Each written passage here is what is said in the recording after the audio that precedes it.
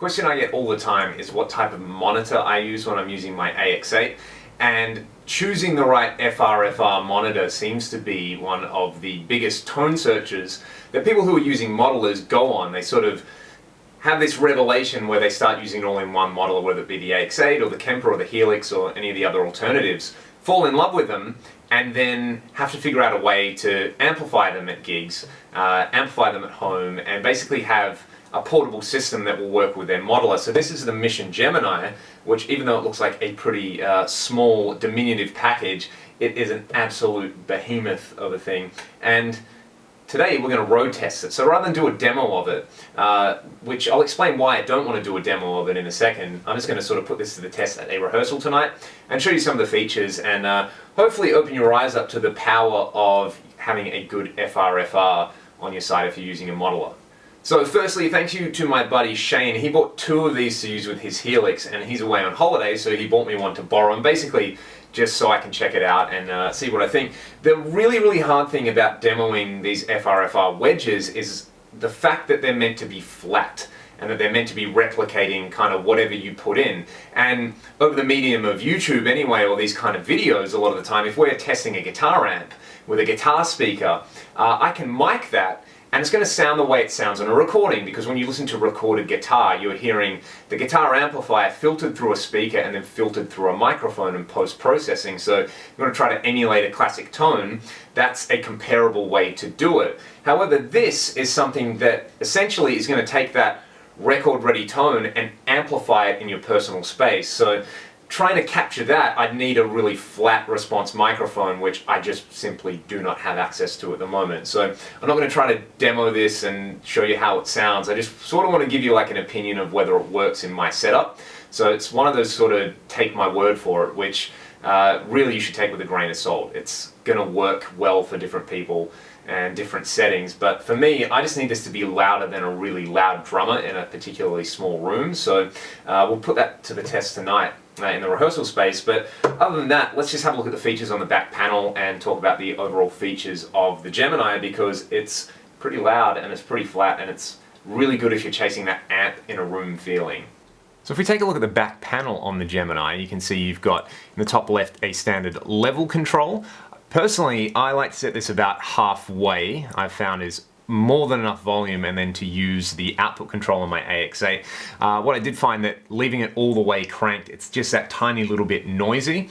Obviously, if you want insane amounts of volume, you can leave it cranked, but I found running about halfway was more than enough. Plenty of SPL happening there, and then I could have a decent amount of headroom and control by using the output on the AX8. And then we've got a Bluetooth connector switch, which is really cool. We'll talk about that more in a little bit. And then you've got a, I guess what's sort of like a ground switch, letting you swap between AC and the panel, a USB input, and then we've also got a USB guitar in, which is like an optional thing we've got going on there. And then down here you've got your input for your modeler or your pedal board or whatever you want to use this for, and then you've got a stereo link. So if you've got a stereo cable, you can plug into input number 1 and then connect another Gemini using this link cable, which is very handy. And then finally in the bottom left, this is a really cool thing. You can set it to be flat, or you can set it to act basically as a guitar cabinet. And what this is really cool for is if you're setting it flat and it's not really vibing for you, or you know the EQ's not quite right, you can blend in a little bit of that cab sound and kind of use this as like a master EQ section. I find that really handy. Most of the time I found running it flat was really cool. Certain amp models and certain sounds, blending a little bit of that cab sound in is really cool, and I think that's quite a unique feature that the Gemini has going for it. Furthermore, if we zoom out a little bit, which magically I will do like this, you can see, I'll just adjust the camera a little bit, you can see that you've got this sort of like removable thing. So if you want to do like a semi-open back thing with it as well, that works really well. The closed back for me works fine. I like it. I think it sounds really good and really tight. So that is the feature set on the back panel. So the ideal way to run this would be with a modeler, for example an AX8 in my case, and the other feature it adds here is that you can run Bluetooth audio into it. So if you want something that you can practice with at home as an all-in-one kind of thing, you can plug your modeler in using a standard guitar cable or an XLR and run Bluetooth from your phone straight into this. So I'll give you a quick little demo of that. That again, this is just demonstrating the feature set and not the sounds. You really have to hear this standing in front of it to get an idea, because what's happening is this is going into camera audio, it's getting compressed over YouTube. The audio quality is going to suck. I just want to show you how easy this is to set up and use to start with, and then I'll take a little bit of footage at rehearsal, and that will be it. So the cabinet is Baltic birch, I believe, and then we've got these coaxial drivers sitting in there, which is super hip because in a lot of other FRFR cabs, you know, you'll have your sort of tweeter and your normal speaker in different places, so you get a very sort of wide, spread out, hi-fi kind of sound. In here, they're coming from the same place. So to my ears, at least, it sounds a lot more like a traditional guitar cab response, which is really cool. Again, you know, Mission, the people who run it are guitar players, so they're sort of coming at it rather than from like a PA style or audio engineering perspective. They're coming at it from the perspective of guitar players, and to my ears anyway, that definitely comes across. It's really easy to use and integrates well and does everything that it says it should. So what I'm going to do is I'll plug my AX8 in and just sort of dial in and play around with the sound a little bit, and then I'll add some Bluetooth audio from my phone, which should be fun.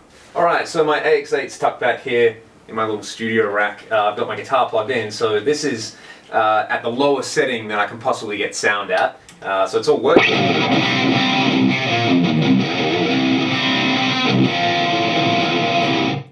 Which, as you can hear, is pretty damn loud in the room. Then what I've done on my phone is I just had to hold down the little button that we saw on the back panel to sync the Bluetooth on my phone.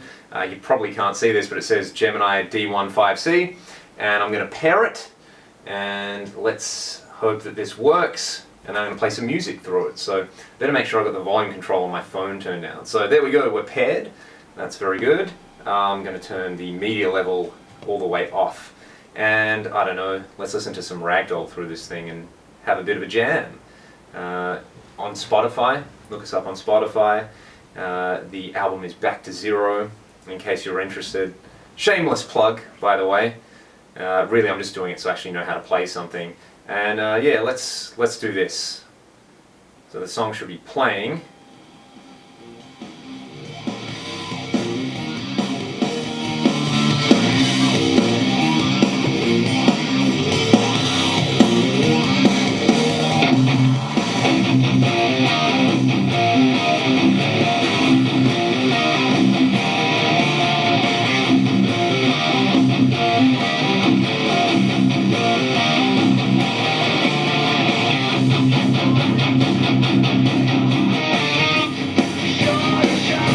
And there we go, I think that sounds pretty cool. As you can hear, the actual volume coming from my Bluetooth device is a lot lower than the AX8, but that's because I had the AX8 absolutely cranked up. So tweaking the volume down a little bit helps with that. And yeah, it sounds, you know, again, you probably can't hear this through the camera, which is why I'm stressing this shouldn't be considered demo, but that's actually the first time I've played music through this thing, so it's pretty clear and it can become pretty loud.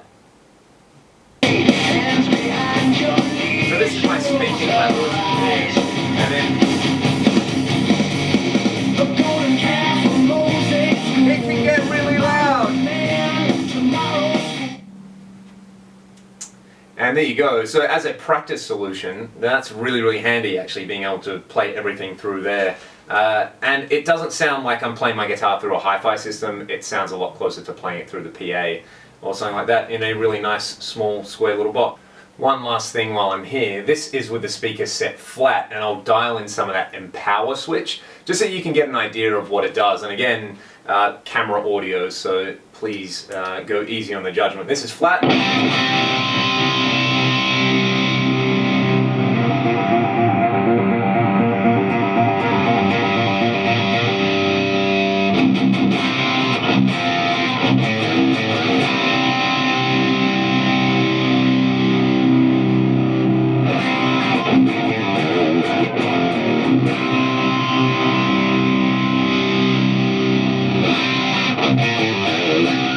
And it kind of acts like an overall presence control, which, as we know, or we should know, the louder we play, the more we perceive low and high end. So this is really handy if you want to sort of moderate between a really low volume sound where you still want to cut, and then as you turn the volume up, you can use a little bit of that empower switch to sort of dial out the harsh high end and low end. So it's basically like a kind of loudness control on an old hi-fi to me. It attenuates that Fletcher-Munson curve which means again that we hear lows and highs a lot more prominently at high volumes and vice versa. So that's how I would use the Empower switch, and I'll have a go at that at rehearsal tonight as well. In case it's too shrill sounding, I'll just dial up a bit of the Empower switch, and hopefully it'll sound a little bit more like an actual guitar amp in the room. So here's how we've got the Wall of Doom set up. There is the Gemini, and there is a Mark bass cab for the bass. So that Matrix GT800 power amp in that rack is powering the Mark bass. Normally what I do is I'll run my guitar through the side that we're not using on the Matrix into a Mesa 212. So that's sitting just behind the drum kit here. And we're going to make a whole bunch of noise, and I'll try capture all with some room mics.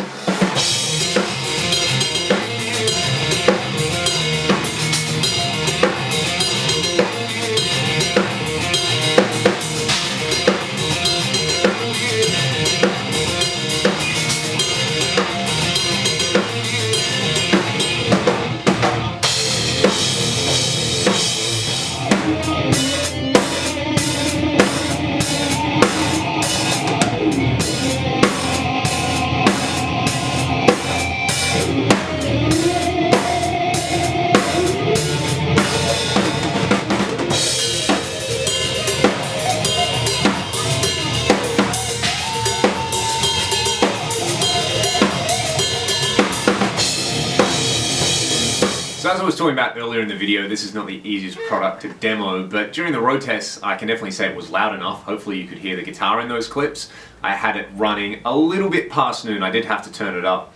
That's just because Cam is such a heavy hitter and he's got such an insanely loud snare. So I found myself probably running the master at about 1 o'clock on the Gemini, and that was more than enough.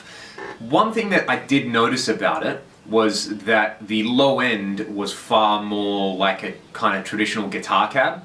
I've been rehearsing using like a Yamaha MSR 400 or 4000, whatever it is, which is just a PA speaker. It's sort of like a moderately priced, you know, kind of all-purpose PA speaker, running the AX8 into that, and you get some really unpleasant kind of like extended low end happening there. So I find that when I use that, I have to use the low cut in the cab block a lot more, whereas here I could leave it at about 80 hertz and it wasn't too boomy and it wasn't like giving off all these weird resonances or anything. So I like that. It just sounded like a really clear wedge basically. So it's yeah, it definitely, you know, the quality reflects the price point in this case. I think the other cool thing that I didn't realize as well is you can actually use it as an audio interface as well. So if you're somebody who is looking at using the AX8 at home and you want like an all-in-one solution that will let you play the backing tracks, monitor yourself obviously, but also use it as an interface, it means you don't have to go out and buy another interface. So if you're looking at one, factor that into the price as well, because it can sort of serve as like a hub for all your music stuff, as well as letting you record onto your computer pretty seamlessly. So I think that's pretty cool. That's a feature that I personally don't need.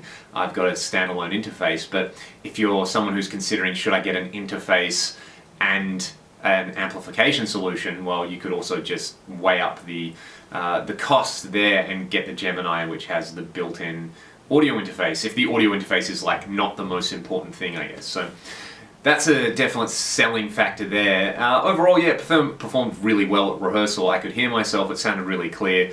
When I do gigs, I'm not normally too fussy. I'll kind of deal with the house system. So it's not something that I would need in my life right now. I'm quite happy using the Matrix and a Mesa 212 when I do need a cab on stage. Otherwise, if I was going to get something, this would probably be the first thing that I look at. I haven't tried a whole lot of really flat FRFR stuff, and I will do my best to do that over the course of the year, because a lot of you people who are watching that probably want opinions on things like this. So that is something I'm going to strive for and hopefully test a few other solutions. But the Gemini, yeah, it does what it says on the tin. That's my favorite saying, and it does it, and it's got some really cool features. So hopefully this little video gives you an idea of what the Gemini does and what a good FRFR can do for your setup, whether you're a gigging musician or you're just playing at home. So thank you for watching the video, and if you enjoyed the video, subscribe, and how about those West Coast Eagles?